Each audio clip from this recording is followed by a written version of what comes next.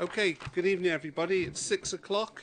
Welcome to the Planning Committee, welcome to the members of the public who are joining us this evening, and welcome to all those who are on video on the live web broadcast. Can I first of all remind everyone present that this meeting will be broadcast live via the internet and the record is archived for future viewing. Thank you for that. Going swiftly on to the first part of the agenda. Are there any apologies for absence? Clive Williams, thank you. Councillor Audrey Preston from you, and we've got Councillor Rhiannon Birch. I know that Councillor Anthony Powell will be joining us. Where is he? Is he speaking? Is he? A member of the public has just joined us. Is he speaking? No, he's not. Shouldn't be here then. We'll just go and have a word with the member of the public first. Because he can't be where he's sitting. You should know better.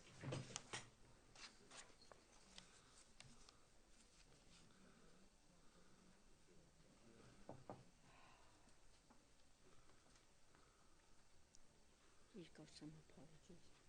Yeah. Where is he speaking?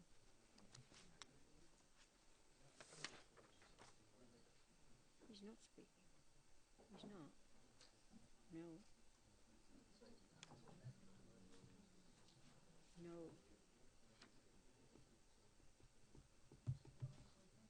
Can't speak.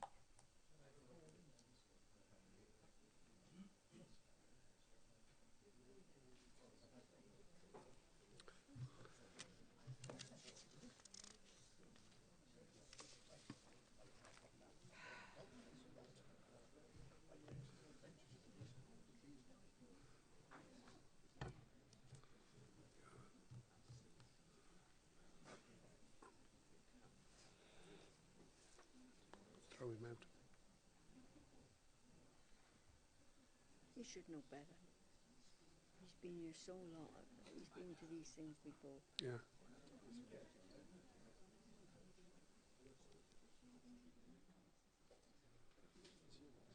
He can't.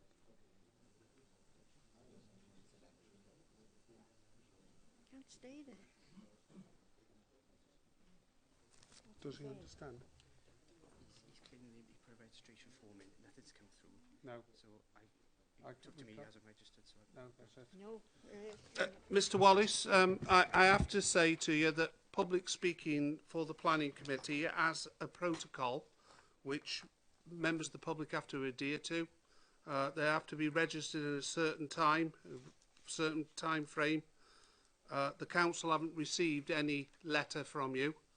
Well, We did receive a comment today. I think the planning officer received that via Councillor Wilson, and it is too late for you to register.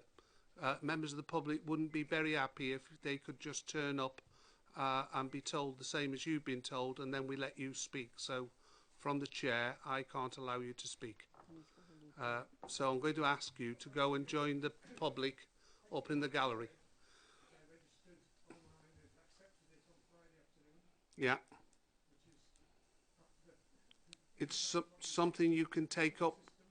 It's something you can take up with the legal officer, but we've got no record of you registering. Only an email that you sent today requesting that you speak.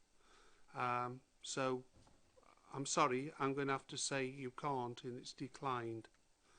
And if you'd go up in the public gallery, I'd be much obliged. Okay.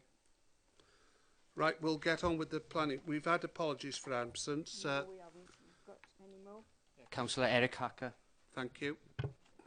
Any more? No, I think otherwise we're all here. Minutes of the last meeting. Could somebody move there were a true record? Seconded. All in favour? Yeah. Thank you. We want to receive declarations of interest under the Council's Code of Conduct. Any member want to declare any interests? Councillor Jeff James. Can you put your microphone on, please, Jeff? It's agenda item 9, enforcement action against 16 Kyrex. My sister and brother-in-law live in 14, so I think that's my interest. Thank you, Jeff. Any more declarations of interest? No? Right. Agenda item 4, site inspections, report of the Managing Director. Can I ask Marcus Goldsworthy if there's anything to add? Nothing to add, Chair. Nothing to add. There we are. Agenda item 5, building regulation applications other than building control matters determined by the head of regeneration and planning under his delegated powers. That could be, those are found on page 1. Move we note. Yeah. Everyone happy? Yeah. Thank you. 6, planning applications determined by the head of regeneration and planning under the delegated powers on page 16. Move we note. Yeah. Okay, thank you. 7, appeals, which is found on page 31. Marcus, anything to add? Nothing to add, Chair, no, unless there are any questions. Any member want to raise any questions on those appeals? Move we note? Yeah. Members happy? Thank you. 8 is trees. Underlie the delegated list, which is found on page 36. Members happy with move we note? Yeah. Thank you. 9, which is enforcement action, which is the land and buildings. Wait till Jeff Yeah. goes out. Okay, Jeff. I'll wait till you get out.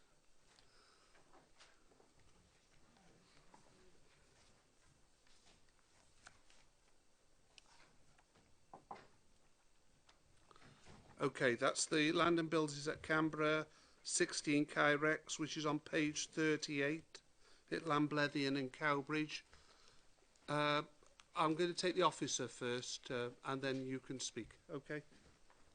Thank you, Chair. Yes, this is an enforcement action being requested in respect of a fence which has been erected at the front of the property. It is on the photo you can see there. The property has been subject in the past to a planning application and approved works, but the fence at the front of the property isn't subject to those approvals and was erected without planning permission. Because it is directly adjacent to a pedestrian footpath which is part of the highway, and it is more than a metre in height, it does require planning permission. There are no other similar fences, and we are concerned about the appearance of that fence within that close. We therefore tried to request that it is removed with the owner. That has been refused, so we are requesting enforcement action. Okay. I think Andrew Parker wanted to speak. Yes, I would support the recommendation to proceed with enforcement action. I mean, this area is clearly characterised by low walls and open gardens, and this is quite a considerable intrusion into the general character of the area, and should be removed. Any other member? Okay, so the recommendation is that Head of Legal Services be authorised to serve an enforcement notice under Section 172 of the Town and Country Planning Act as amended to require 1. Reduce the height of the enclosure to 1 metre in height, 2. To remove any resultant waste from the above operation, and 2. In the event of non-compliance with the notice, authorisation is also sought to take such legal proceedings as may be required. Members happy with that? Yeah. Are we all voting in favour? Yeah. That's clearly carried. Thank you for that. So over to agenda item 10. Wait Oh till yeah, Jeff we better goes. wait till Jeff comes in. He won't forgive me if we go through this.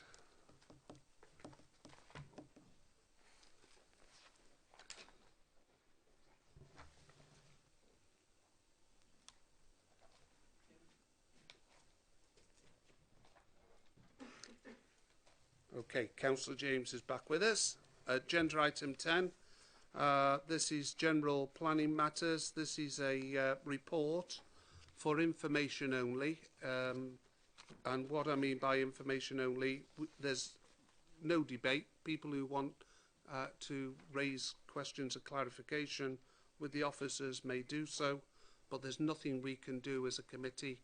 If you've got anything to say about any of the items in this planning report, you should go before the inspector and make those representations. Okay, over to the officer. Thank you. So it's Victoria Robinson. who is the head of the department, will lead us through the report. Thanks, Chair. Yeah, as you've said, this is a report for information, as obviously Planning Committee are concerned with the progress of the local development plan. So this report outlines the results of the Matters Arising Changes consultation. Members will recall that we had hearing sessions earlier this year which resulted in a number of changes to the plan known as Matters Arising Changes, or MACs. We went out to consultation on those, and that consultation ran for 6 weeks. During that consultation, 457 duly made representations were made, of which 406 were objections to the plan. 45 was expressions of support, and 5 were general comments about some of the changes being made. The report goes through each of the main issues that were flagged up through those MAC representations. Members will recall we had a bit of a session whilst the consultation was out in terms of what the changes were, so I won't repeat those now. But, you know, unsurprisingly, there were objections to the new and extended housing allocations, the gypsy and traveller allocations, and there were other miscellaneous matters that are covered in the report. In terms of what happens next, we are now preparing hearing session statements for the inspector, with a view to having hearing sessions towards the end of January. So officers and other representors have been invited to look at the hearing session agendas and make comments if they so wish, and we will then present the council's case at the sessions in January, hopefully with a view to resolving any of the outstanding matters and getting the plan adopted towards the middle of next year. Thank you for that. Any member want to make any general comment? No? Move we note the report? Yeah, thank you. Yes. Yeah. Well, he's demoted tonight. The first item on the agenda is Barry Dock Conservative Club, which is already, I understand, had planning consent, but I know that Marcus has brought it back here. Are you speaking on this, Marcus, or Victoria? Victoria. Thank you. Thank you, Chair. As members will note from the report, and you'll probably recall, this planning application came to you and was approved on the 2nd of July in 2015, the scheme being for 21 apartments, at that time being 12 market and 9 affordable. The scheme remains as was, except for the applicant, Havard Housing Association, now intend to progress the application as 100% affordable housing. So as that is a material change, the report before you details any issues that result as a matter of that change. The main one being that there are now no Section 106 requirements. As members will recall, there was a Cabinet decision to not ask for Section 106 planning obligations on 100% affordable housing schemes where it's one of our RSL partners, such as Havard Housing. So this report basically changes the previous recommendation to approve without a Section 106 agreement. Because they are a registered social landlord, there is no requirement for a Section 106 controlling the future tenure of the site, because that's controlled under separate legislation, and there is simply just a condition that all the the apartments being built will be 100% affordable housing. That's all, I think, Chair. Okay. Local member? Anybody want to speak on it? It's a good scheme. Did you want to speak, John? Yeah. I just wanted to note, Chairman, that the requested level of parking was 1 parking space per dwelling on this application, which is also in a very sustainable area of Barry. We'll note that for future reference then, John. Thank you. Any other member? No. I've had somebody move it, Councillor Anthony Powell. Bronwyn Brooks has seconded it. All those in favour? That's clearly carried. Thank you. Right, we move swiftly on. Land at the northeast of St Hilary, which is found on page 92. And I think Marcus is going to lead us through this. Thank you very much. Thank you, Chair. Yes, this is an application for what is known as a rural enterprise dwelling and some associated works. It relates to a parcel of land just north of St Hilary, the village of St Hilary. The site of the proposed rural enterprise dwelling extends to 1/2 hectare. while the actual land in the ownership and control of the person making the application extends to around 10 hectares. The proposal is for a rural enterprise dwelling associated equestrian buildings and landscaping, and it is intended to relocate an existing equestrian business from Monmouthshire to the Vale of Glamorgan. The dwelling that is proposed as part of this relocation has a maximum square metre floor area of 250 square metres, and that is proposed to be controlled. There is also associated stable block of 130 square metres, a barn area, 12 horse boxes, and there is an existing building which we retained as part of the works. This application has been the subject of quite a long discussion with the owner. As you will imagine, it is quite a complex application given the nature of it. One of the key issues has been the size of the dwelling proposed with the use. Members who sit in this committee for a long time will be aware that we do have quite strict controls on agricultural and rural enterprise dwellings and the sizes because of any future reuse for either affordable housing or by other rural enterprise businesses. And in this case, we have appointed our own experts, rural experts, to look at the property, and they have commented that the dwelling is on the larger side, but is commensurate with the type of business because of the need to entertain associated with the equestrian use, and that is a view which has been expressed before in other cases that have been before us. So your officers are recommending approval subject to a number of conditions which are attached, and it does include as well a requirement for the applicant to enter into a legal agreement tying the proposed dwelling to the land holding so it can't be sold separately. Okay, Councillor Parker. Thank you, Chairman. As local ward member, I would move officers' recommendation. The local community council, Land Fire Community Council, have raised no objection.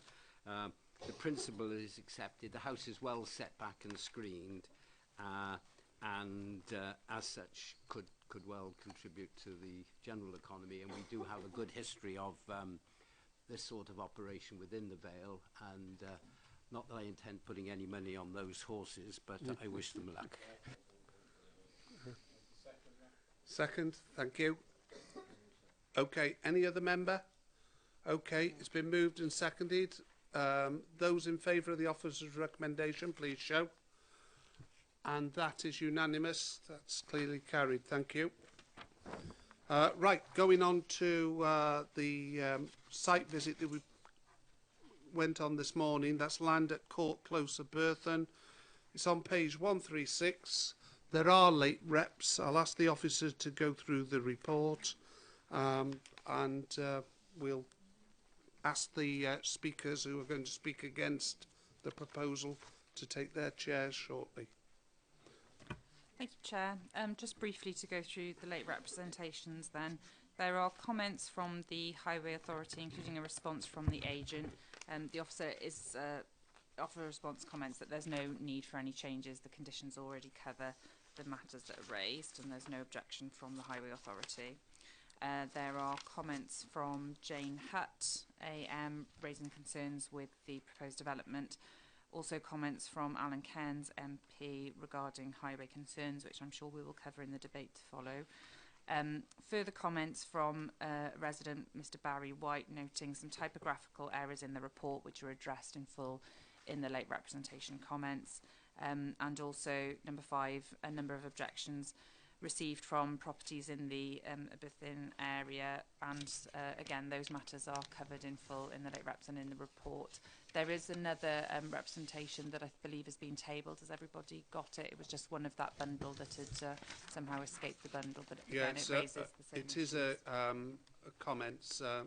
It's sent by email. Okay. Everybody got it? Everybody got that. Okay, so thank again, you, as long as we've all got it. same concerns, and they are all obviously addressed in the report in full.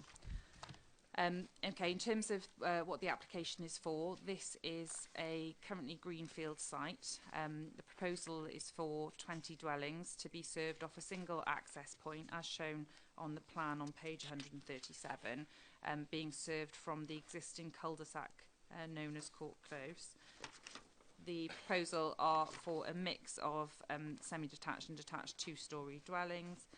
The site at present in the unitary development plan would be regarded as countryside, adjoining the settlement of Berthyn, but it has been allocated for residential development for 20 homes in the local development plan.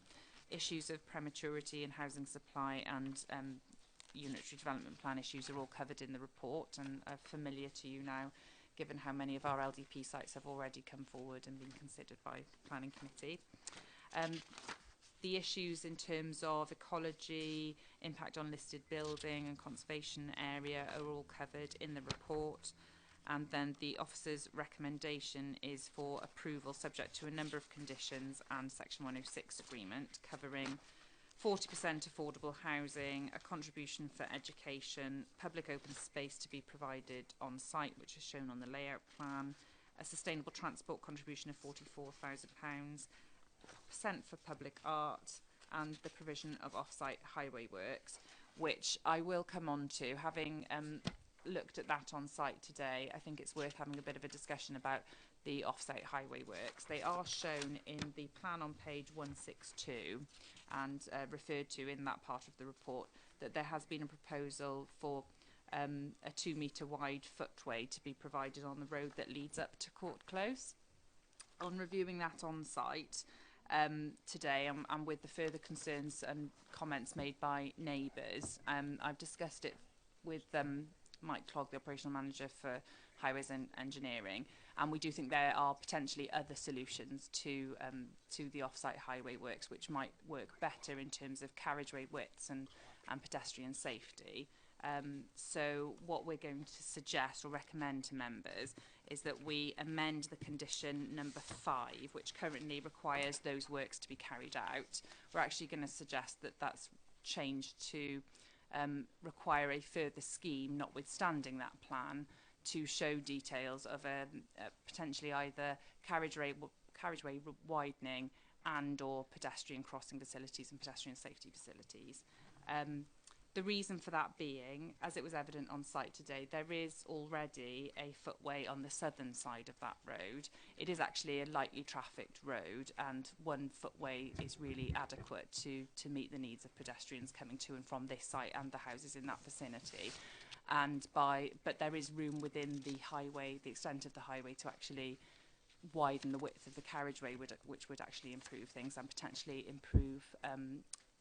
provide a pedestrian refuge, or look at options for pedestrian footways in the vicinity to better connect that part of Church Close with the rest of the village to Berthyn. So I think what I'm getting at is saying that this solution is not necessarily the best solution, and that we'd rather have further discussions about what the most appropriate off-site highway solution is there to ensure that pedestrian safety and highway issues are dealt with. So I'm sure we'll come on to debate that in due course, but I just thought I'd set out there what we're thinking on that. Also, I should note that there are off-site highway works proposed in the village itself, with the main road running through Berthyn, in terms of road lining, resurfacing and vehicle activated speed signs to try and slow traffic there, which are proposed as sort of mitigations, because obviously it is a busy road, and lots of the local representations have reflected that fact and concerns about the existing traffic through the village. So I think that covers everything for now, Chair. Okay. I don't know whether the Highways officer wants to speak now or whether he wants to wait till later. Okay. We've got 3 speakers who want to object to the application. Mr. John Burns, Dr. Jenny Hughes and Mr. Barry White. Would you like to come and take the 3 seats at the top?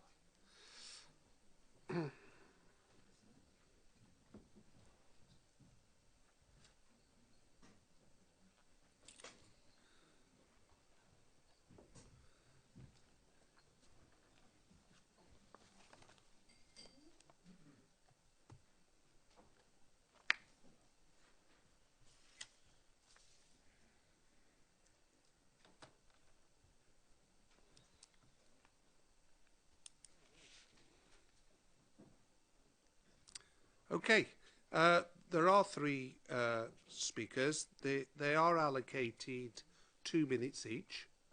Have you chosen who's going to go first? Okay then. So starting when you start speaking, the 2 minutes will commence. I'm John Burns, a Berthen resident for 36 years, and I live directly behind the Hare and Hounds, very adjacent to the junction with the A422. A difficult junction, some say dangerous, but statistics don't bear this out. It is risky, especially when turning right.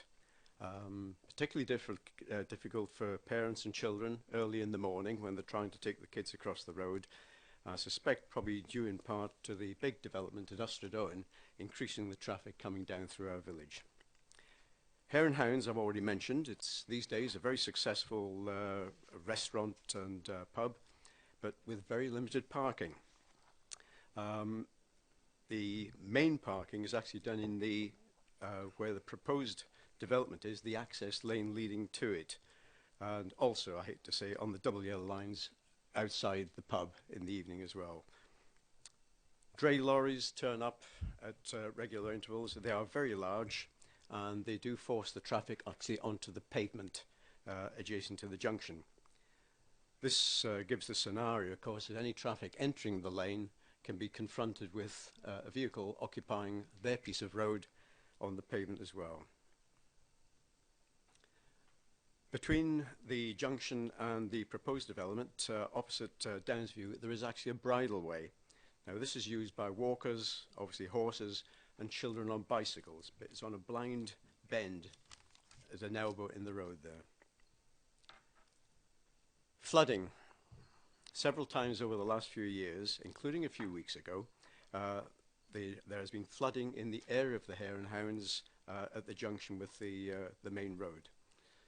The reason is the storm drains just can't cope with it, and the sheer volume of water just running in from the lane.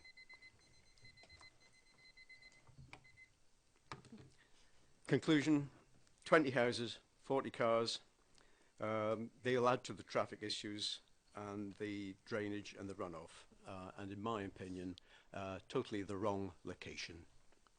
Thank you very much. If you remain seated where you are, because at the end, councillors have the opportunity to ask for any points of clarification. So, next speaker. Okay, I'm Dr. Jenny Hughes, and I'd like to focus particularly on 3 issues. The first, which you've heard about already, is safety. 20 dwellings are going to mean an extra 50 to 60 or even more cars in a Berthen, plus utility and delivery vehicles. These are going to increase the risk to pedestrians in the vicinity of Court Close and Whitefields Lane, in particular children walking to and from school. The road's not currently already wide enough, and there's no continuous footpath. If one is constructed, as we've heard, the road will become even narrower. Children are going to be walking in the path of oncoming vehicles due to the lack of a pavement at the entrance to Court Close. The second issue is drainage and flooding, as we've already heard. The application hasn't been supported by a comprehensive scheme of drainage, and this is a worrying omission. The nearby Grade 2 star listed building, built in 1625, was built directly onto the ground, so when the water table rises, there's considerable water ingress and damage. 20 dwellings will markedly increase the risk of flooding to this house, other houses in the conservation area, and the pub, the Hare and Hounds. This already floods regularly in times of intense rain, as seen a few weeks ago. Thirdly, legality. The number of dwellings is too dense for the rural environment. 55 car parking spaces should be provided, and there are only 50. Some of these are inconveniently placed, and cars will inevitably be parked up on the pavement in Court Close. There's also no plan for street lighting, and no plan showing proposed sewage pipes and their route. We'd urge you to take these matters into consideration when considering this proposal. Thank you. Thank you very much. And the last speaker. Excuse me. Safety for all road users will be compromised because neither the road leading to the site nor the roads on the site comply with the recommendations in Manual for Streets. Narrow road widths, inadequate footpaths. As for the site layout, parking for plot plot 5 is about 30 metres to the rear of the building, and human nature, being what it is, will mean that cars and service vehicles and delivery vehicles will park on the pavements and obstruct the entrance to the plot. In the lane leading to Court Close, the proposal for that footpath was ludicrous, because the footpath they had proposed, it's now amended, was to lead into a brick wall and mean pushchair users, children, everybody else would be forced to go into the already narrow road, which would be made even narrower. An accident waiting to happen. 3 previous applications, 2 for only 1 house and 1 for 10 houses, were rejected on safety grounds, even when traffic was considerably less than now. This greenfield site, in its elevated position, will dominate its surroundings, intrude into the countryside, and be too visible from Carbridge Downs and the road by the school. And the density of dwellings is such that this will be urbanisation of a rural area. It will increase light pollution, air pollution, noise pollution, and generate traffic out of all proportion to the area. Berthin is poorly served by public transport, and because of this and the lack of local employment, there will be an inevitable increase in the use of private transport, especially by those working irregular hours. Approval of this application may also mean that the Council is not accepting its responsibilities under the Human Rights Act, Protocol 1, Articles 1 and 8. As upheld in case law, this encompasses not only the home, but surroundings. I'm also a little puzzled too that Edenstone is already advertising executive-style housing to be available soon. And I was told, in a phone conversation, they were confident that construction would start very soon. But this site is not sustainable under your definitions. Thank you very much. It's question time. If any member of the Planning Committee would like to ask for any points of clarification, now's your opportunity. No? Okay, would you like to come and sit down on the chairs you were sat on? Could I ask Mr. Geraint John to join us? He's going to speak for the development.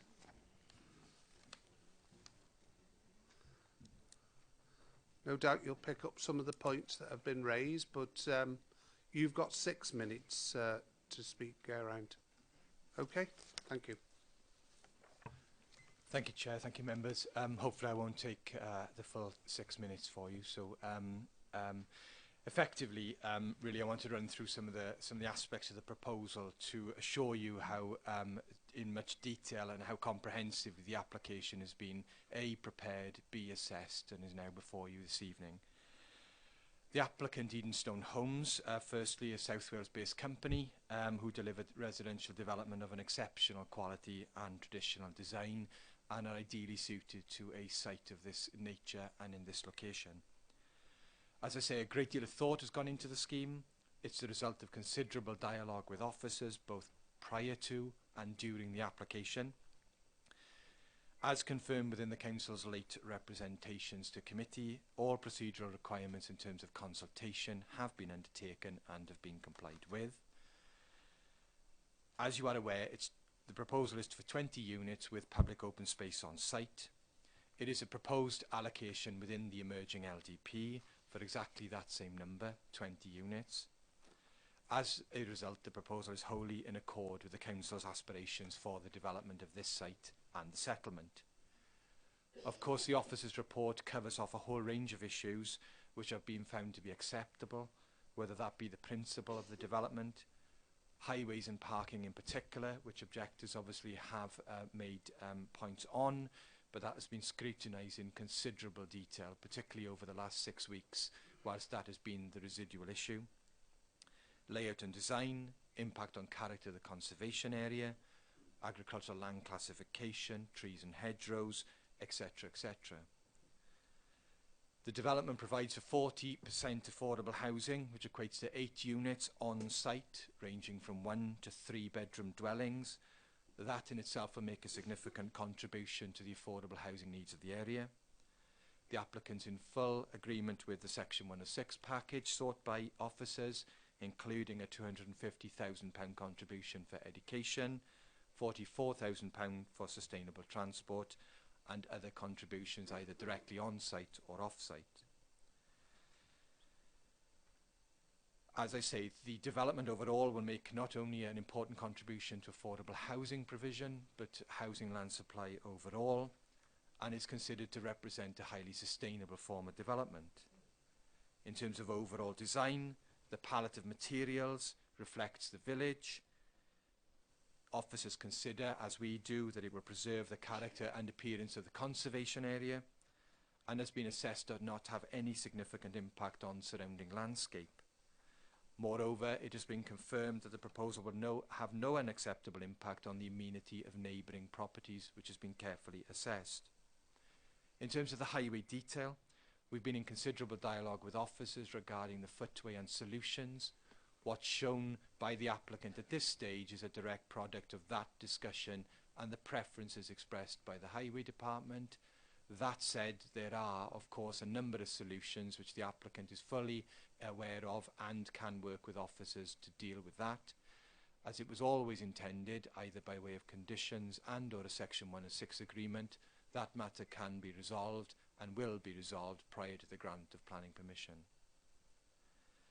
To conclude, therefore, and as confirmed in the officer's report, the proposed development has been thoroughly assessed and has been concluded to be acceptable in all respects. The acceptability of the proposal has been reflected within and has led to the recommendation for approval by officers. Accordingly, the applicant respectfully requests that the application is approved. Thank you. Right, thank you for that, Mr. John. Councillor Franks would like to put a question to you. Thank you. I'd like to ask one or two points of clarification. Is it Mr. John? Yeah. Mr. John. Could you clarify to committee why you consider that the volume of building is sustainable when it comes to traffic generation and flooding? Listening to the objectors, they seem to have a totally different view to you. Thank you. Yes, in terms of a number arrived at, I mean, I think the best point of reference for the number that has been put forward with the application is its anchor to and its relationship to what the officers have deemed the site to be suitable for in terms of the LDP allocation. That doesn't necessarily need to be followed. In some instances it's lower, in some instances it can be higher. But of course, where allocated sites are identified, there is a general principle to make the best and most effective use of those sites. Otherwise, that finite resource obviously is under-provided for, and other sites need to be found elsewhere which might not be in so sustainable a location. So provided the development has a pleasing and is respectful of the character of the village, which it would be, then that density would then be appropriate. Insofar as drainage is concerned, again, the application is supported by a suite of information, one of which will cover drainage matters. Effectively, the principle behind any greenfield site is that attenuation has to be provided for on a like-for-like basis, i.e. no change. So even though any development will have hard standings and will increase runoff from roofs and the like, there must be at all times no net change to that drainage regime, i.e. the rate of runoff from the site as a greenfield site cannot differ post-development, and soakaways and other drainage measures within the site will cater for that. Thank you. So you're not relying on off-site surface water sewers at all. You're only relying on soakaways. Yes, it's a general principle of drainage that you can't connect surface water into obviously main sewerage in any longer. You need to separate the two, but attenuation on site will be provided, yes. No, I understand the principle of separation, foul and surface water, but what I'm asking is that there will be no surface water discharge to any off-site sewer. It'll all be contained within the site through. And regarding the numbers, I interpret what you're saying is that the the draft LDP says that this site is suitable for this number of properties, so that's what you've provided. Is that the bottom line? No, not necessarily. That's just one point of reference. Clearly, obviously, the density of a site is determined by what the character of the village is ultimately. There are one-bedroom units, one-bedroom units within the site, for example. That necessarily increases density in terms of numbers, but doesn't necessarily increase density as a result of built form, because you get a greater number of units in a smaller amount of space. So that mix has been worked out and calculated in dialogue with the housing department, who have specified, for example, the mix of the 8 affordable units. They tend to be on a smaller scale, although there's a range from 1 to 3 bedroom units for affordable provided also. Okay. Councillor Andrew Parker. Thank you, Chairman. I've had sight tonight, although I think I was aware it was coming in yesterday, from Alan Cairns, and actually he covers it very well. And for the benefit maybe of those that haven't actually seen the letter, I might read it out, or the relevant part. It is important to start with the point that the residents are supportive of the development and accept that it is taking place. From conversations I have shared with them, it is evident that they are determined to make the development work for everyone. However, there is reason to believe that not all the regulation and rules which have been imposed by yourselves have been adhered to. The development of the road is a notable example, as the regulation states that the width must be 4.1, however, the narrowest point is measured at 3.3. I was actually going to go on and ask, now we have had this suggested rearrangement and the omission of the footpath, are you confident that you can actually achieve 4.1 or 4.5 on the verge on the northern side as you approach the site? There is sufficient width within the highway to accommodate a range of measures. I mean, obviously, highway standards do vary in terms of footway width, and the part of the character of a village will determine which specification you go for, whether that be a much wider solution because of a cycleway and shared surface, or simply just a footway for more functional purposes. Effectively, the proposals that we've shown so far have been led by and have been in discussion with the highway department. Clearly, on reflection today on the site visit, there is a potentially alternative and better solution that can be found. That solution was always to be conditioned because it's off-site highway works, and was always to be bound in within the Section 106 agreement. So effectively, and with a 278 agreement that would be required to work within the highway, that level of detail was always going to come forward and be tied up. Indeed, on occasion, too prescriptive a condition on planning sometimes cuts across and jars with ultimately what the Section 278 agreement ultimately wants to seek to achieve, and sometimes actually denies an opportunity to do something even better or to change things because it's preferable to do. So effectively what I'm saying is that with continued extensive dialogue and detailed dialogue with highways, a solution will be provided that will ultimately achieve what's desired here, which is a pedestrian refuge and footway separate to the highway that will improve the connectivity beyond the site into the pub, into the core of the village. Thank you. Just one small point. It was touched on that the steps that come down on the top end might need to be rearranged and improved upon. Just for the avoidance of any doubt, would you accept that if that was the case, you'd be happy to do it? I'm sure as part of detail we would. Clearly, obviously, we'd need to confirm that that was within the public highway and then therefore able to be done. But on that assumption, yes, I'm sure that would be, and that would be part of the detailed solution worked out and agreed, yes. Yes, I think the planning officer is nodding his head in that. So, any other member? No? Could you like to sit down, Mr. John? And thank you for coming and... Yeah, I'm going to ask the officer now, as in accordance with the rules, the running order of the committee, the officer has a right to reply to both sets of speakers, and then it's up for us to debate. So Marcus or Victoria, our operational manager. Thank you, Chair. Just trying to cover off some of those issues that were covered.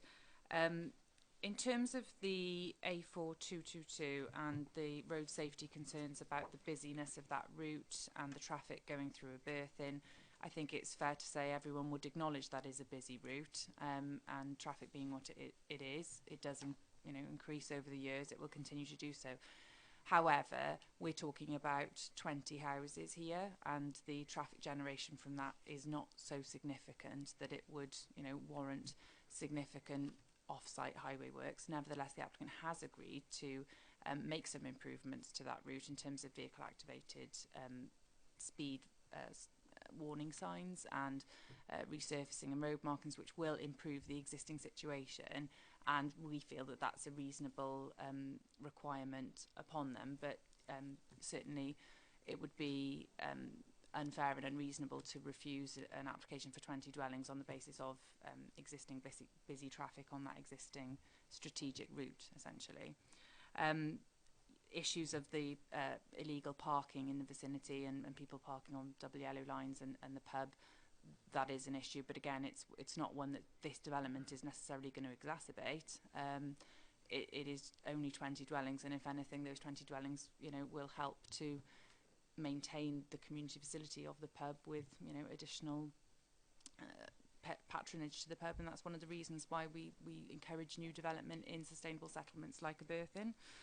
In terms of flooding, our drainage engineer and Welsh Water have not objected to the application. They're satisfied that the drainage details can be provided, and as discussed with the agent themselves, we're used to dealing with sustainable drainage schemes on sites like these, where you would expect that all the surface water drainage is dealt with through a sustainable drainage system on the site, and that's where your surface water gets dealt with. Very often happens that it actually improves the situation, as opposed to, certainly we would ensure that those details are such that it doesn't make the situation any worse, and that's part of discharging the drainage conditions. In terms of the density of the housing scheme, that is what's set out in the local development plan. That is what's considered to be a reasonable and appropriate density for a village such as this, for a site such as this. We are going to have to increase densities if we're going to make better use of land, but it's important to do that in an appropriate way, and I think the officer's report demonstrates, and you can see for yourselves, that actually the scheme does work in layout terms and in density terms, and 20 dwellings is appropriate for a site of this size. In terms of the immediate highway leading into the site itself that we've discussed, and obviously I alluded to recommending a change to the condition to be a bit less prescriptive in terms of what those off-site highway works are. I'm just going to see if that plan is available. The plan that I'm referring to is on page 162 of the officer's report, which shows this 2 metre wide footway being proposed, which is within the limits of the adopted highway, which at present is a sort of rough grass verge before a wall behind it. The plan you can't really see, to be honest, from this. Well, those with very good eyesight can see that because the adopted highway extends beyond what currently looks like the road, it doesn't include the sort of grass verge or overgrown scrub area. There would be enough room to provide a 2 metre wide footway in addition to a 4.1 metre wide carriageway, which addresses the concerns that are raised in Mr. Cairns' late representation. Nevertheless, we still think that that might not necessarily be the best solution, and the plan that's proposed won't necessarily deal with footpath connectivity round the corner into Court Close. So we do feel that there are alternative and possibly better solutions to this that should be considered, and that's why I said earlier we're recommending an amended condition 5 to require those details to be submitted. But nevertheless, it is a lightly trafficked road. We are talking about only 20 extra houses, and whilst I appreciate residents may feel that that is a significant number, really in the context of a village of this size, 20 dwellings is really actually not that many, and is certainly not going to cause the sort of traffic chaos that I think is possibly being envisaged by people. Okay, I've got a couple of speakers. Jonathan Bird was first, so I'll take Jonathan first. Thank you, Chair. Question to Victoria. On the 106 contributions, I don't see a community figure. I must have missed it. Could you enlighten me on that, Victoria, please? Yeah, sorry, I should have clarified that. The threshold for community facilities contributions is 25 dwellings, so obviously this is under that threshold, yeah. Okay. Next with his hand up was Councillor Franks. Thank you. Thank you, Victoria, for your explanation. Can I go back to the drainage issue? I've neglected to ask about the drainage of the highway, both adopted and the considerable length of unadopted highway. Will all that area be on soakaways? Sorry, you're talking about the unadopted highway area within the site. You mean the private drives, do you, in the internal layout? Sorry. The new road that will be constructed to serve this site, which will either be adopted or elements will be unadopted. If I'm looking north, the northern strip serving the properties to the boundary. So there's two elements of road. One is in one colour, yes, that area, which I take it to be unadopted, and then leading from there to the existing adopted highway, I take it will be adopted. How will all that area be drained? Because presumably be hard surface. Well, there are conditions dealing with full engineering details of the highways, and also condition 7 requires a full scheme of drainage, so those details are usually controlled in detail at condition, so I can't tell you precisely what the drainage scheme will be, but it is our job to ensure that the drainage scheme is acceptable and doesn't exacerbate surface water flooding. You're right that those areas to the north of the site are proposed to be private drives, and that's been agreed as acceptable by the Highway Authority. And as I said, our drainage officer is satisfied with this scheme. Okay, Chair, and I accept totally that perhaps we're going into a bit of detail. However, the clear statement was made by the agent that this would not be a net contributor to the drainage system. And now there's an element of doubt in my mind that is this adopted highway or potentially adopted highway actually going to go into the drainage system, and will the unadopted element also find its way there? And we've already heard that there are flooding problems in the area. I don't know the district well enough, but that, there's quite an area of impermeable surface there that will collect a lot of water, and I'd be surprised if our highway people will easily accept soakaways for a highway. But perhaps Mr. Clogg is quite happy to go and desilt them every so often. Thank you. Can I just come back very quickly on that? Clearly the adopted part of the highway will have to either drain into the existing highway if agreed with our highways authority, or alternatively there may be some form of throttling which would have to hold it back to ensure it comes off at greenfield rate. That depends entirely on what is considered acceptable with regard to the highway drains. However, the hard surfaces that you're talking about, which are obviously unlikely to be adopted at the top, shared drives, should be noted that in a large proportion of cases now are permeable, and they are required by often to be permeable. You'll note that the change to the permitted development rights for Wales requires that any non-permeable drives that are laid on existing properties have to have planning permission unless they are permeable, and if it's needed that it's determined they need to be permeable, they will be, and there will be a design solution which deals with that. Quite often those solutions may involve either the material itself being permeable or elements of the material being permeable, but that will be a requirement obviously very much of design dealt with by condition. Okay. Any other member? Councillor John Drysdale. Just to clear up one small point, Chair, I think somebody in the objectors mentioned about there were no details of lighting on the estate.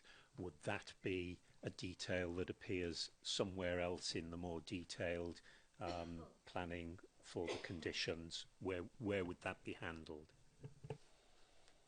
Yes, that would be part of any subsequent Section 38 agreement with the Highway Authority. The details of lighting would not normally be required anyway, but there is actually a condition which Vicky's pointing me to, which deals with the lighting requirements, only in as much as we would not want it to be detrimental to the appearance of the countryside as well. Councillor Jeff James. I'm really grateful for the debate we've had and for the representations we've heard, and also for the detail that our officers put forward. On the site visit today, we took quite a degree of time to examine all the road networks leading to and from the site, and to understand what the residents' concerns are. And I think the information we have in the recommendations and the advice that we have from Vicky, I think it gives members, particularly members who were on a site visit, reassurance that the residents are going to be protected as best as possible, and that the development is going to be sustainable. Thank you, Chairman. Thank you. Any other member? No? Are we going to move to a vote then? It's officer's recommendation that we approve this application. Yeah, I need a first and a second. Sorry. Yeah, I was going to mention it's proved to subject to a condition 5 being strengthened. Yeah, Chair, it's just the suggested amendment to condition 5, that rather than being prescriptive about the scheme that's the off-site highway scheme referred to in the report, that actually it's amended to say a scheme shall be submitted to us, and that scheme, once agreed, is what's implemented prior to beneficial occupation. Okay. Councillor Roberts is moving. Seconder? Councillor John Drysdale. Okay, those members in favour of approving the scheme, please show.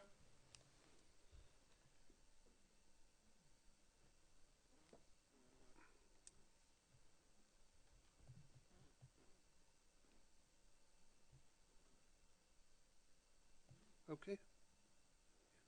Counted. Those against? 3 against. I don't think there were any abstentions, were they? No. Okay then, that's clearly carried. Can I thank the speakers for coming this evening? Thank you. No.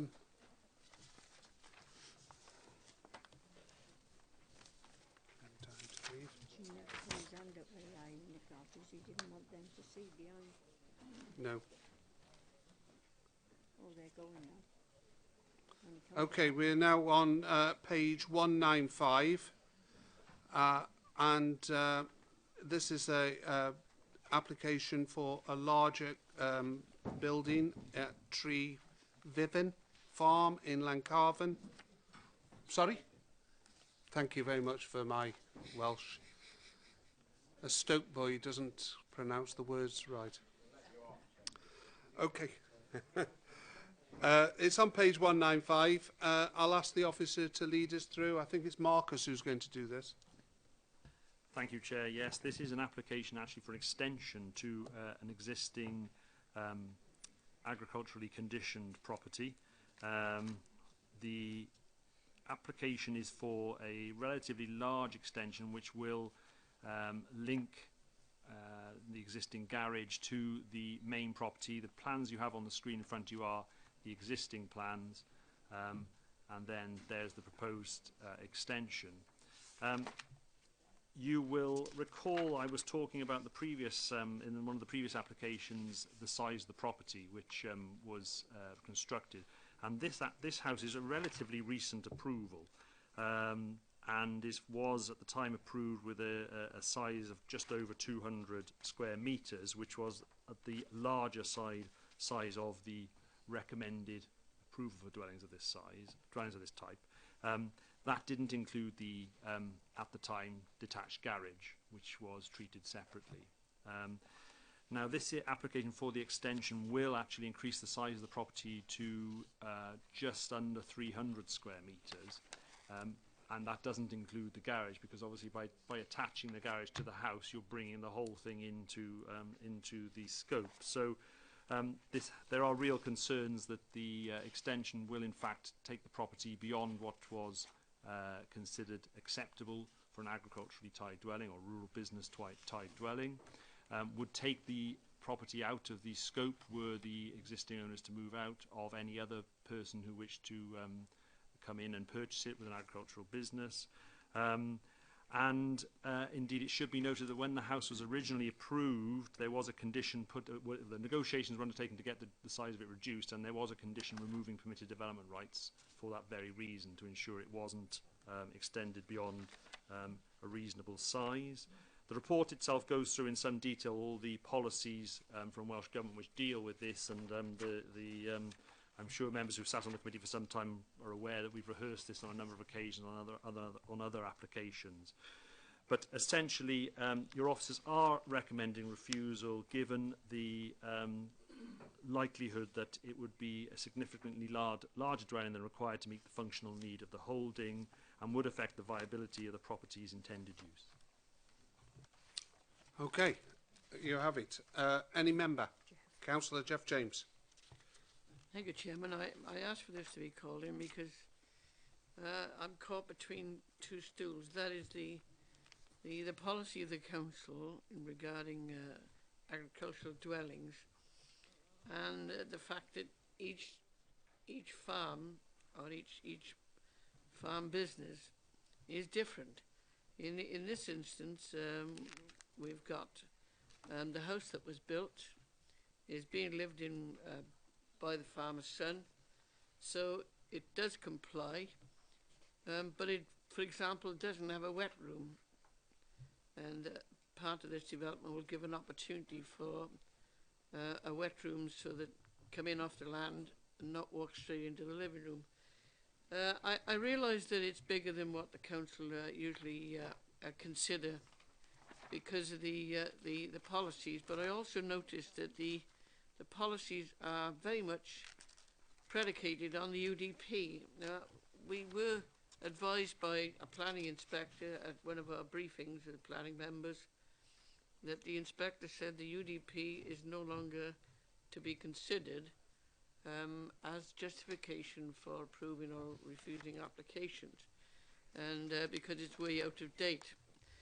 Notwithstanding that the LDP is not yet approved, I feel that we need to perhaps review our rules and guidance, because each farm, each circumstances is different. I've read the report carefully, and I realise that there is reference in here to information that was not supplied, and I suspect that was the fault of the agent rather than the applicant. But I do believe that it's a genuine applicant, a farmer who has made progress, increased the size of the holding, has an intense holding, and it is essential that these farmers are supported when they're trying to have accommodation that is suitable for the modern age, and they're not farm workers in that context. And even where farm workers are housed, they're mainly free and not rented. So on that basis, Chairman, I recognise that it's controversial, but I do feel that that we're treating every application on the one policy, and I think each application should be taken on its merits, and I'm going to move the application be approved, Chairman. Thank you. Do you have a seconder?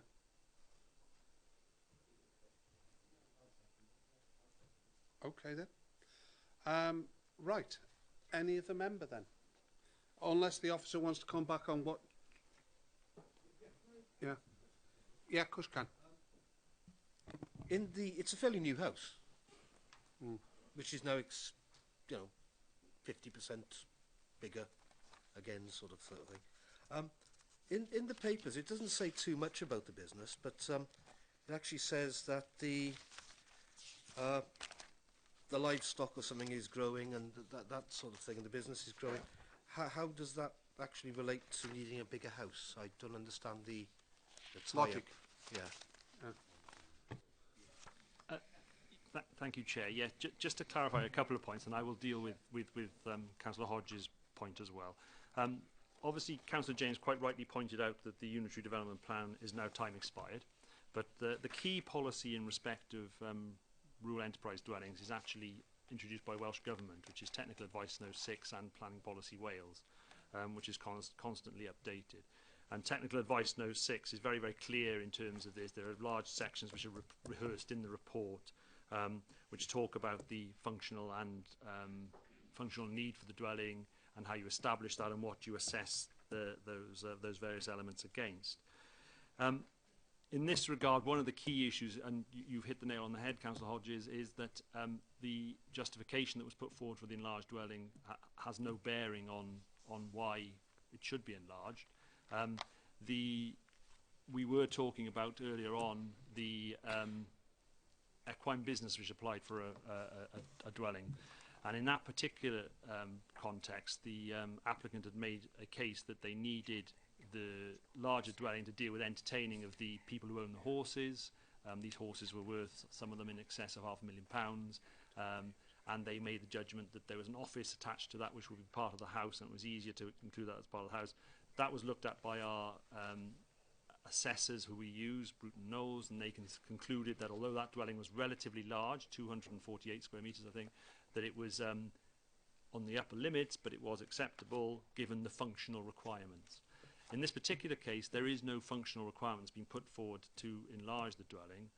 One of the key things that should be noted is the dwelling as it stands is a large dwelling. It is not a small bungalow, which sometimes obviously agriculturally type properties were. This is a large property. Indeed, it has a large garage with an office above it. So I think it would be very, very difficult for any additional functional need to come forward to justify an increase of the size. If you think about that equine business, which had a requirement for that, that is substantially smaller than this property will be. So that is basically where we stand. Okay. Andrew. Councillor Parker. I'm trying to overcome a discrepancy. On the little plan there, it's shown that the property links across with a link between the garage and the kitchen. Whereas here, there is no link between the dwelling and the garage, which is the correct.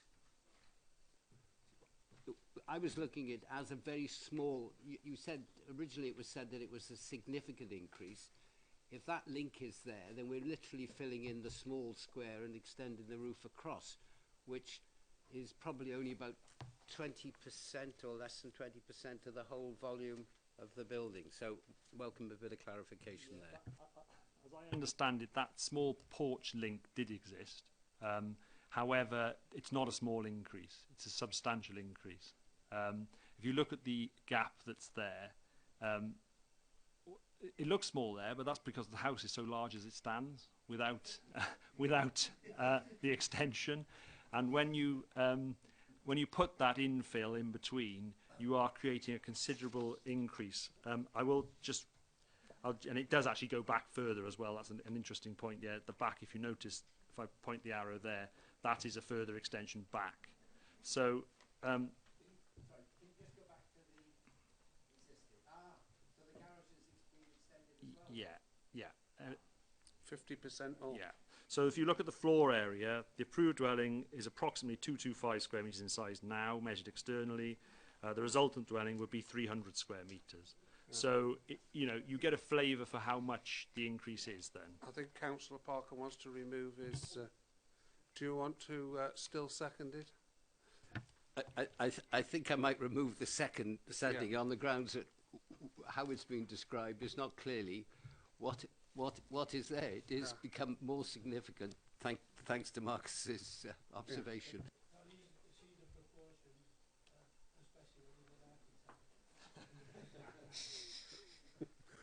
Okay, Jeff, I think you haven't got a seconder. Thank you very much, Chairman. Okay, so it falls. Yeah, I've got a mover and I've got a seconder. Councillor Hamilton has seconded. Those in favour of refusal, please show. Okay, that's clearly carried. Those against? You're a loner, Jeff. No, I understand. But maybe you'll come on good on the second, on this next application, Jeff. Yes, because this is a very important application come before us. This is land adjacent to the A4226, which we commonly known as the 5 Mile Lane in Barry, which is a much welcomed road that needs certainly strengthening. So I'll ask the officer to lead us through the report. Thank you, Chair. Just can I draw members' attention to the late representations? Firstly, number 6 is an additional note from the planning officer, just to clarify that the list of objections summarised in the report should have included impact on archaeology and impact on nature interest, but those matters are obviously covered in the main body of the issues section of the report. We've also had comments from Welsh Mortar saying no comment, and we've finally had comments from planning manager of Friends of the Earth, Barry and the Vale, again reiterating many of the concerns that are already addressed in the report, particularly in respect of route assessment options, public transport, walking and cycling and active travel matters. Members, I'm sure, will have had the opportunity to read through those. I would also comment, we have had a further email today which isn't reported in the late representations as it came after the deadline, only to clarify. If I can draw members' attention to page, bear with me, page 218 of the report. In particular, the paragraph, and I'll read it out for clarity, the representation which references support for the scheme is from a member of the Vale 50 Plus Strategy Forum. The email primarily clarifies that previous comments submitted by an individual claiming to represent the views of the forum did not in fact represent the views of the forum. The email concludes that stating that it appears the majority of the members of the forum welcome the proposals as they believe they will greatly improve safety for cyclists and pedestrians. And clarifying that the individual who had previously submitted the representation did clarify that they were indeed his personal views and not the views of the forum.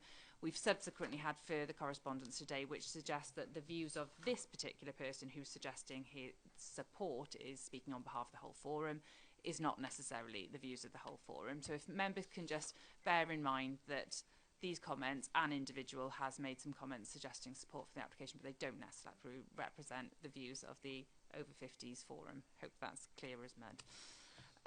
So, in terms of what the actual scheme that we have before us, it's obviously a major development. It's been supported by an environmental impact assessment and numerous supporting documents which are extremely lengthy, and further documents that have been requested in terms of further landscape and ecology assessments and so on.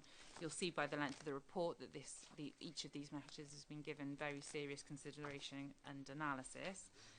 The scheme is essentially for improvement works to the existing 5 Mile Lane.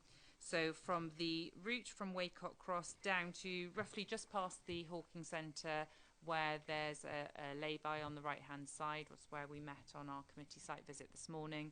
At that point then, the new works are offline, so it's an offline road improvement as shown on this the plan that's up on the screen and indeed included in the report. It's the black line, so that it's new offline works to the east of the existing 5 Mile Lane. You can see the 5 Mile Lane is the line in red on this plan that the hand is sort of hovering over. So it's offline, and then it rejoins the existing 5 Mile Lane just south of Blackland Farm, which is essentially, for everybody that knows the 5 Mile Lane, which I'm sure you all do, is the part where you come out of the lanes and it starts getting fast again straight. So it rejoins really at that point where the road is already quite a wide straight road. Then there are further works. The application site also extends to the junction area around Sycamore Cross, which is where the 5 Mile Lane meets the A48. And those improvement works are essentially to deal with the increase in traffic that's expected as a result of these road improvement works, with a designated left-hand turn into the 5 Mile Lane from the A48. So obviously the works are extremely extensive. The site area is very large.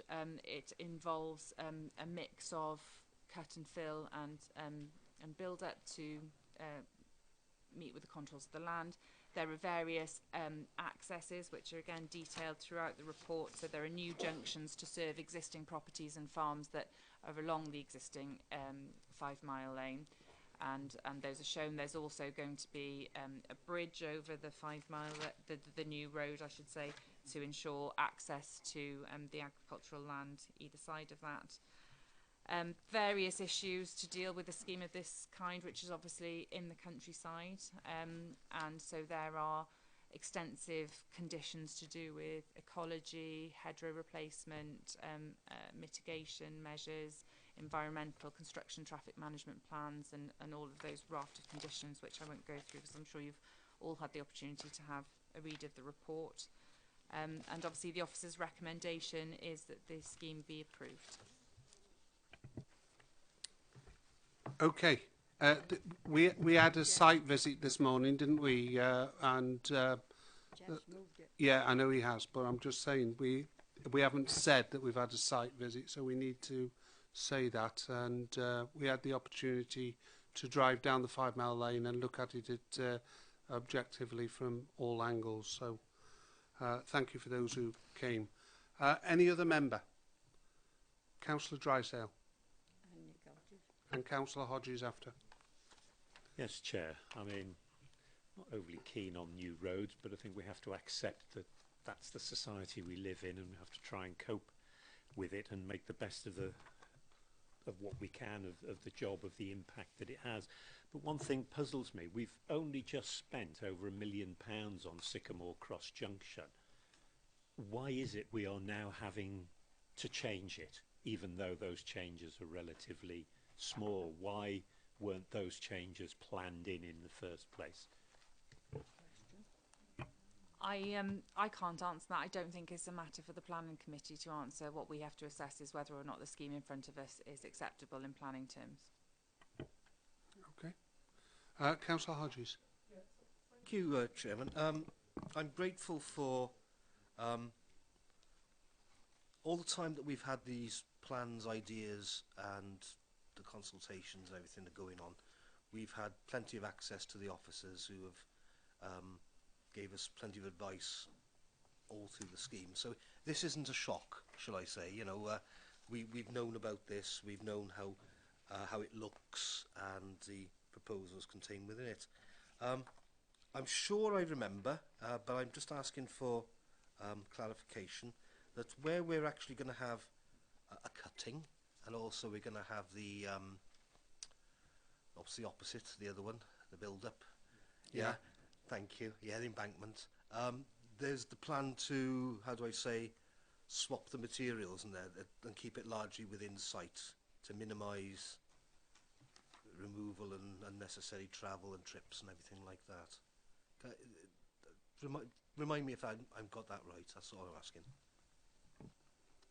Yes, if I can just draw your attention to condition number 6, which basically deals with a site waste management plan in relation to the ongoing construction, which you'd expect to deal with issues precisely like that, and obviously any good construction project management would do exactly that. Yeah. I do support the scheme. I must admit I'm not sure how much it'll actually save in terms of time, which is what some people are saying it's all about, but it's not. I certainly think it will be safer. It's not the nicest road in some circumstances, so I certainly support it for that aspect. I hope this won't be the last chance that we get to actually improve, moderate and just generally make more accessible the road network within the Vale, because I don't think this is the answer to all our issues, but I think it's a start, and I think it must be welcomed in that circumstance. I'm really pleased you mentioned the word road safety, because for me that's when you enter or leave the 5 Mile Lane, those signs say it all to you, don't they? The number of deaths, the number of accidents that have been on there. No, they haven't. 4 years ago was so it is an horrendous road, and it has been a long time coming, I think, for many people. Councillor Pam Drake. I can remember that road when there was a humpback bridge on it, and a friend of mine got killed on there. It was treacherous then, it's still treacherous, so we need to do something about it. Yeah, I think so. Did anybody else want to say anything before we move to a vote? Okay, have we got a mover and a seconder? You'll move it, Councillor Franks? Yeah, Oh, Jeff he did. James moved it. Jeff James, Nick Hodges can second it then. Okay, happy with that, Gwyn? Thank you. All right then, those in favour of the scheme, please shout. That's carried unanimously. Okay then, thank you for your forbearance. Can I wish everybody a happy Christmas and a happy New Year? And I'll see you in January, when we hope the planning will be light.